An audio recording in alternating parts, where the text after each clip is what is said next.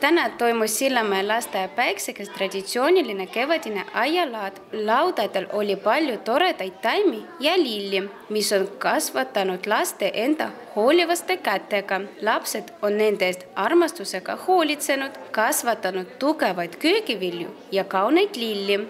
Laadadel on kogunenud palju aednikke ja linnarahvaid ja huvilisi, kes soovisid oma aeda kaunistada ja kasvatada rikkalikke saaki. Üritus algas vahva mesilaste rühmaga, laste esinemisega, mis tõi kõigile rõõmu ja kevadiste meeleolu. Kõik osalejad on saanud rõõmsat tuju ja toredad oste. Сегодня проходит у нас уже традиционная ярмарка. Детки вместе с воспитателями вырастили рассаду, различные растения, цветы, ухаживали за ними, старались. И теперь у нас пришли на нашу ярмарку заинтересованные жители, все, не только родители, но и жители города, садоводы.